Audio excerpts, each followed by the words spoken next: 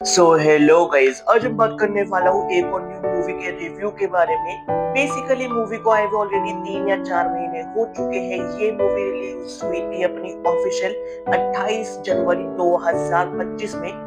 हाँ, ये मूवी तब आई थी जब ऑलरेडी स्काई फोर्स को 3 या 4 दिन हो चुके थे एंड ऑलरेडी अपने 2 दिन बाद देवा आने वाली थी। And it was release on OTT यानी अपने जियो हॉटस्टार पे आई थी। अगर मैं इसकी स्टार कास्ट के बारे में बात करूँ, इसके अंदर आते हैं अपने परेश रावल जो अपने रोल प्ले कर रहे होते हैं तारिणी का, और इसके अंदर होते हैं अपने आदिल हुसैन जो रोल प्ले कर रहे होते हैं एक बहुत बड़े बहुत सक्सेसफुल बिजनेसमैन का।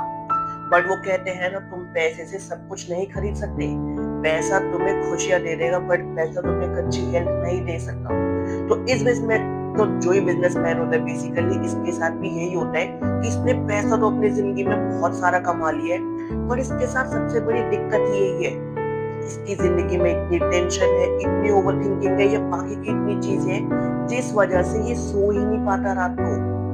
हाँ, इसके साथ ही दिक्कत आ चुकी है कि भाई जैसे रात को सोने जाएगा ये एकदम से सारी चीजें इसको हिट करने लगेगी, पूरी पूरी रात जागता है, जिसकी वजह से इसका इतना ज्यादा दिमाग खराब हो जाता है। और जब इसको बाद में पता चलता है इसको एक बीमारी लग चुकी है जिसका नाम है क्रोमेनिया इंसोमेनिया। देखो, मैंने ना इस मूवी का ट्रेलर देखा था और मैंने फिर सीधा इसको OTT पे देख ही लिया था एंड फिर इन 3 या 4 दिन देख लिया था।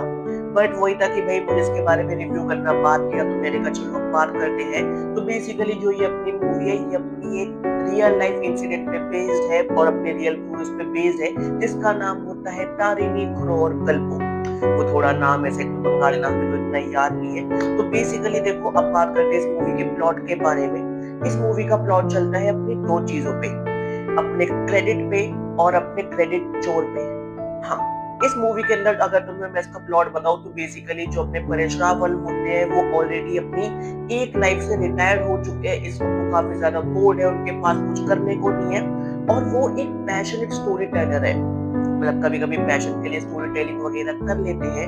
तो उनको ये जो अपना बिजनेसमैन होता है ये हायर करता है कि भाई साहब आप आओ, आप एक अच्छे स्टोरी टेलर हो, मैं आपकी झोलियां भर दूंगा, आपके पैसे भर दूंगा, आप बस आओ, आप मुझे कहानियां सुनाओ। तो परेश रावल आता है, वो रात को इनको कहानियां सुनाते हैं जिस वजह से जो अपनी ओवर थिंकिंग होती है अपने बिजनेसमैन की वो कम होने लगती है, वो खत्म होने लगती है और भाई धीरे धीरे उसको रात को नींद आने लगती है, वो अच्छे से नींद लेने लगता है। तो अब उसकी यहाँ पे प्रॉब्लम सॉल्व होने लगती है, प्रॉपर अच्छे से ऐसे मूवी वगैरह चल रही होती है।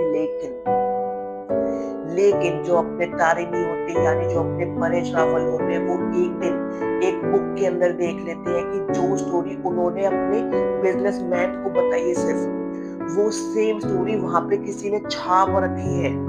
प्रॉपर उस पे प्रॉपर एक ऐसी बुक छाप दी एंड उस पे जो नीचे लिखा हुआ है राइटर का नाम वो उस बिजनेसमैन का है। सोचो, तुम कोई चीज बता रहे हो किसी के लिए अपने मन में कर रहे हो और वो कोई सामने वाला चोरी कर ले। जिन अगर मैं इसका रेफरेंस अगर मैं आज के अपने मॉडर्न एरा में बताऊं तो मैक्सिमम लोगों को नहीं पता होगा कि अपने बादशाह रफ्तार और अपने हनी सिंह की लड़ाई क्यों है। वो क्रेडिट चोरी पे थी। हनी सिंह के गाने बादशाह रफ्तार लिख देते और इस चीज का क्रेडिट कभी इनको नहीं मिला, जिस वजह से इनको सक्सेस तो मिली बट इनको हनी सिंह से अलग होने के बाद मिली। तो वही चीज यहाँ पे हुई। अब उसके बाद दिखाते कुछ और ऐसे ही ट्विस्ट एंड टर्न मुंह पे फेंक के मारते हैं और मूवी घूमते घूमते सीधा पहुंच जाती है अपने सस्पेंस और थ्रिलर वाले जोन में। अब इस मूवी के अंदर कुछ क्वेश्चन है जो मैं तुमसे पूछता हूँ, अगर तुमने मूवी नहीं देखी वो तुम खुद जाकर उसके आंसर ढूंढ लेना। क्या परेश रावल जो कहानी सुना रहा था क्या वो एक्चुअल में तारिणी अपने परेश रावल की ही थी? क्या बिजनेसमैन ने जो चोरी किया उसके बदले में परेश रावल को पैसा दिया गया और फिर भी वो कहीं पे ऐसे ऑथराइज नहीं था, कुछ पेपर वर्क नहीं था तो इस वजह से उन पे ऐसा हो गया?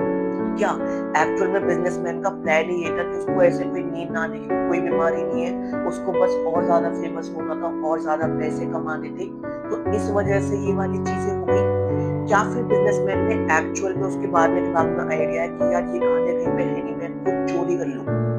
इन सारे क्वेश्चंस के आंसर तुम्हें मूवी देखते ही मिलेंगे। एंड ना, ये मूवी अपने 2025 के बिल्कुल ही पहले महीने के एंड में आई है। बट इस मूवी की जो फिल्मिंग है, जो जितनी भी चीजें थी 2022 में हो चुकी है। लोगों को ये दिखा दिया गया है, इनको अवार्ड्स वगैरह में दिखा दिया गया जिस वजह से इनको बहुत ज्यादा एप्रिसिएशन मिला, अवार्ड्स वगैरह मिले। बट मूवी को आने में 2.5 साल लग गए अपने मूवी OTT पे। देखो, मेरे हिसाब से ये वाली मूवी जो है ये थिएटर्स में वर्क भी नहीं करती। उसका मेन रीजन यहाँ पे यही है कि this movie is not for everyone. Basically इस मूवी का जो पेस है वो कंपैरेटिवली बहुत स्लो है। आज के टाइम में जो अपनी जेनजी की जनरेशन है या बाकी चीजें, तो उनके लिए ना इस मूवी का पेस बहुत स्लो फील होगा। एंड ये चीज मुझे पर्सनली कभी कभी फील हुई, बट हाँ, मैंने ऑलरेडी चीजों को बहुत डीप में एनालाइज कर रखा है, मेरे साथ बहुत कुछ हो रखा है, तो मुझे इतनी दिक्कत नहीं आई।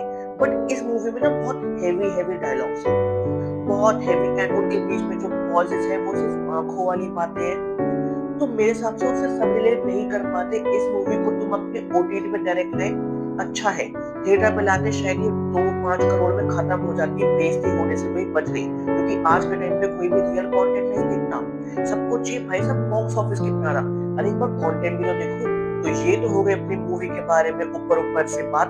अब बात करते हैं इस मूवी के अदर एस्पेक्ट्स की। यानी इस मूवी की स्टोरी लाइन मुझे अच्छी लगी, मतलब बहुत स्लो है, बट उस मूवी का प्लॉट ही यही है, उस मूवी का जॉनरा ही ऐसा है कि हम स्लो पे ही वॉक करेंगे, ये कोई अपने कच कच पे नहीं चलेगी, चीजें देख के मजा आता है। फिर उसके बाद क्या स्टोरी का बीजीएम अच्छा है, मेरे हिसाब से थोड़ा और इमोशनल, पर जितना था वो भी उन इमोशंस को फील करवाने के लिए थ्रू एक्टिंग काफी अच्छा था। और इसका अदर एस्पेक्ट भी अपनी एक्टिंग ही है, चाहे फिर अपने भाई अपने आदिल सर हो अब या फिर अपने परेश रावल सर हो, दोनों ने जो एक्टिंग की है, जो जितने वो चीजें कंसेप्ट रखा गया, मतलब वो आज के लोग एक्टिंग क्यों नहीं कर पा रहे, जेन्युइन भाई देख के मजा आ गया।